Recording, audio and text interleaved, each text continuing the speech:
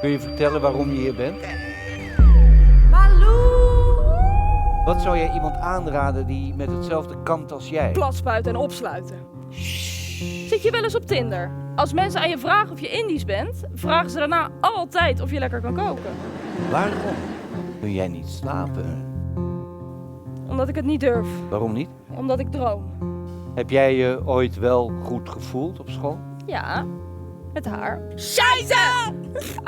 Kijk, het is maar rijden. Ik heb me echt nooit Weet je wat jij hebt? eerder zo gevoeld. Zweethanden. We komen langzaam tot stilstand voor de spoorbomen. Trein raast voorbij.